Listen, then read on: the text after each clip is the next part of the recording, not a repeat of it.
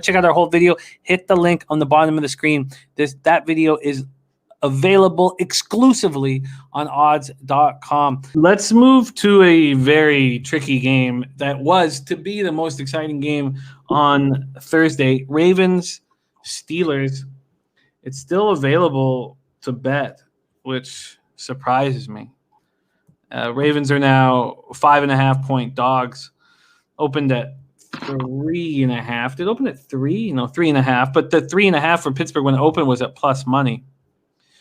Ravens have lost 2 straight, 3 of 4, coming off a disappointing 30-24 overtime loss at home to the Ravens. It was well capped by us. More concerning is these positive COVID tests. So Harbaugh confirmed on Monday that running backs Mark Ingram, J.K. Dobbins tested positive for the coronavirus and would miss Thursday's game. So it's a Gus show. And Gus Edwards running all day is not going to go well for the Ravens. Additionally, tackle Brandon Williams was also placed on the team's reserve 19 list as a close contact. Then today at 2 p.m., it was reported that they have at least 10 positive cases. Lily Gunn's got Pitt minus 3.5. Cash Action Bet says minus 4. Mohamed Joma says no way you could back the Ravens in this game. I agree. Against the Titans, Lamar Jackson had another tough game. 17-29, 186 yards, 1 touchdown, 1 interception. He rushed 15 times for 51 yards. Dobbins looked good. He ran 15 times for 70 yards, but he's not going to play. I wish I had to pull the trigger on the Mark Andrews prop, and I understand why I was led away from it by you guys, and I don't hold any ill will. He had 5 catches for 96 yards, and now he's got a thigh injury. He's listed as questionable. He's expected to play. Des Bryant, 4 catches for 28 yards, all in the third quarter, his first catches in an NFL game since New Year's 2017. Until the fourth quarter, the Ravens had done a really good job controlling Henry. And is that there's a couple of different reasons why that happened, and it very likely could be because of the weakness of the Titans' offensive line, not because the Ravens stout defensively. Calais Campbell, and Brandon Williams are both hurt. Campbell with the calf injury, Williams with the ankle injury. And then we had Patrick McCarry started at center for Baltimore in place of Matt Skura. Skura had looked terrible in the previous 2 games. Calais Campbell, Matthew Judon, and Jimmy Smith are all listed as questionable. Nick B says, I'm happy with my Pittsburgh minus 3 win or lose. It's a great spot to be in. The COVID hanging over this game really kind of ruins it for me. Bebsie, take it away. Ravens, Steelers. Yeah, I mean, that's the COVID really is dictating this game right now. I mean, who, again, this is another game. Who is going to play for the Ravens? They've got injury concerns. They have COVID concerns. I feel like, I mean, I'm starting to wonder if this game is even going to get played with the number of positive tests they've had. Look, they ran roughshod over the Steelers and lost 280 yards on the ground, but they don't have Ingram. They don't have Dobbins. Teams are figuring out more and more how to shut down this Ravens offense, and Lamar has not been able to find his receivers. So unless their defense can really step up and shut this down, but you still have so many questions on defense. Is Calais Campbell still out, is he not? He is. So he was such a major part of them shutting down the Steelers' run game, which isn't a very good run game, but you know they've got 3 very talented receivers. Big Ben's in a groove. You can't bet the Ravens here at all. I mean, I think even if all those guys are healthy, you can't bet them. But I mean, it would have been nice to get on them very early. I feel like this game might just get wiped out. Yeah, I thought it would too, but it's such an important game. If it does get wiped out, you have to think they cut the 12:30 spot and I guess move the Lions-Texans game there. Or I guess they moved Washington-Dallas to the late game and then 4:30 to the Lions. Tricky. So this total opens up at 46. It's now down to 44.5. The leading indicator books still have it at 45, and 80% of the money's on the under. What do you think of that total if it gets down to 44.5, Bebsie?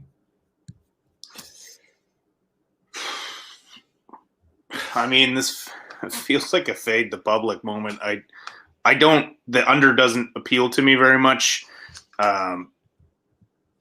because I think it could end up being a very sloppy game. Although it feels like Pittsburgh has played a lot tighter games as of late, so I guess I understand why it is that low.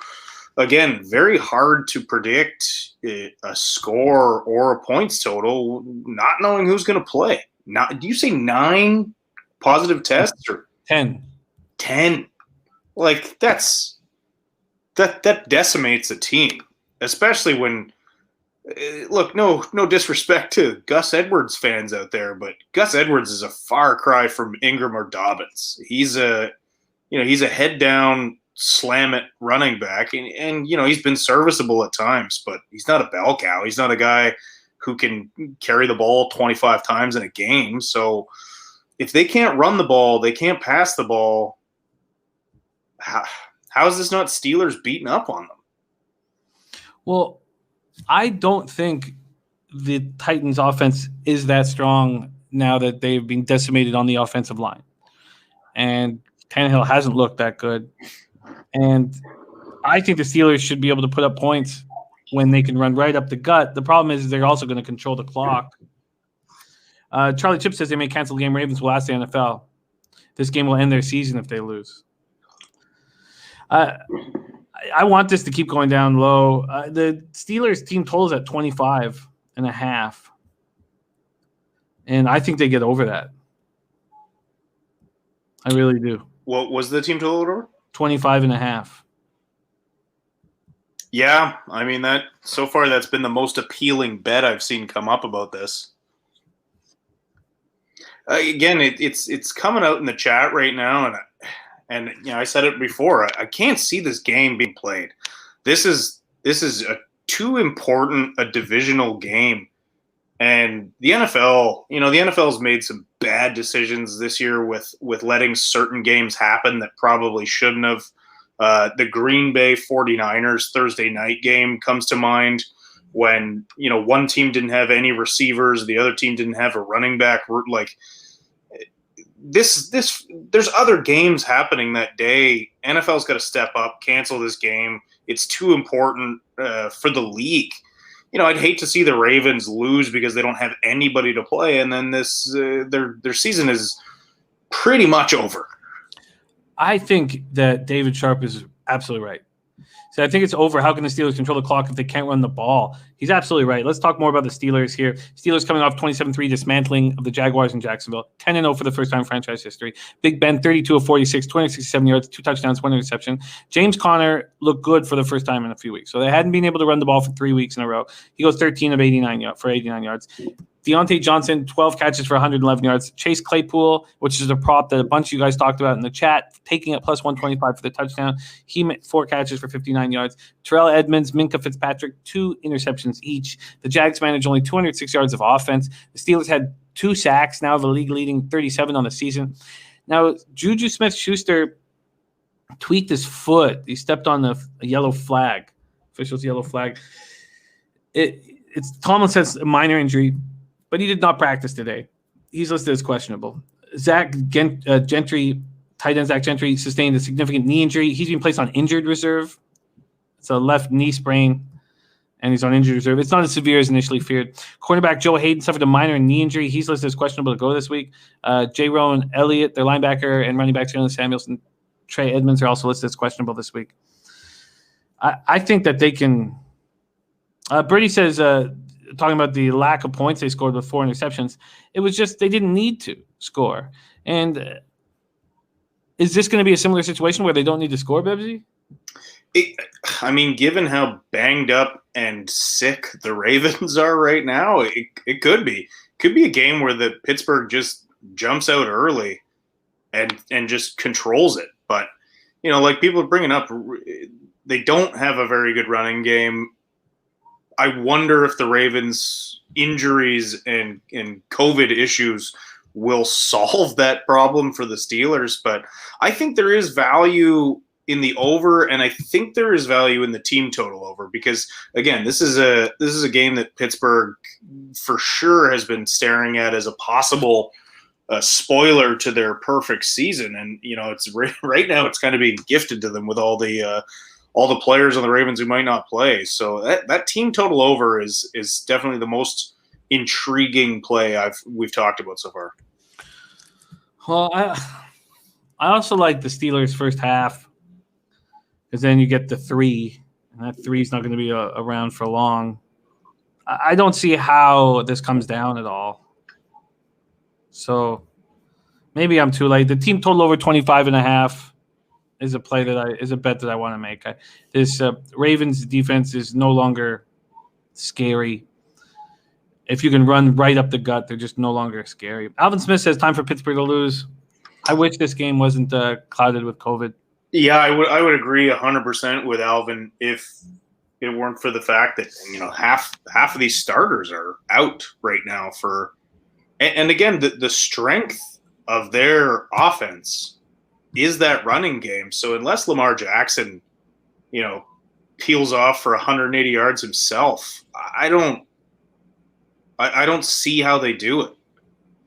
That's also an interesting idea, grabbing a Lamar Jackson prop. He's probably going to do everything in his power to keep this game close. A Lamar Jackson rush prop is interesting. Is that out already, or we gotta wait? We gotta wait. Okay. All right. Birdie says we need to do this show Sunday at 9 p.m. Yeah, I can understand missing this market. Right now, I think I move on the Steelers first half. I move on the team total over 25.5 for the Steelers, and I wait for the Lamar Jackson rush prop. Bud Knight says Gus Edwards averaging 5.1 yards per carry in his career. It's going to be fun watching him. There's going to be a lot of pressure. Okay, those are the Thursday nighters, and at this point, or the Thursday Thanksgiving action, at this point, we have no moves from Bebsie. No, hold on. I think I'm going to jump on this Pittsburgh team total over, and maybe the first half as well. Okay. Well, let's see if I can get you something better. Why don't we go line shopping here at odds.com and see what we are getting. Let's go to betting odds here. A first half for the Steelers is Bet365 is giving you the best. Same what that I will be getting. -3 at -115. And then, do you want to wait to circle back on the Washington game after we finish the show, or finish all the games? Yeah. Okay. Okay. Bebsie first half -3. Do you want the team total as well? Yeah. What did you have it at? 25.5. Yeah. Okay. So I'll just put this for both of us. Okay, for both of us. Okay, beautiful. We have Robert Allen joining us. Robert Allen gave us a final score on our Sunday show of the Steelers-Jacksonville Jaguars game. It's perfect timing for him to jump in as we're just finishing off with the Steelers. He gave us a final score of 30-3. Robert Allen, you were off by 3 points. Spectacular work. David Sharp, I do want to point out that I'm making an exception for Thanksgiving football. Right back to boycotting Thursday night football next week. I understand. And we're going to circle back at Washington, and also we just need more information. I'm going to make a move on the Texans-Lions game. Okay, let's keep rolling. Okay, Princess City wanting to buy an island and a boat into lockdown. Okay, that's Thursday's action. Let's move on to Sunday's action. We're gonna start. I didn't get the invite. Just Jimmy. sorry, Bebsy. That's cold, man. He doesn't like your disrespect for Tom Brady, although it was warranted this week. It's been warranted a lot this year.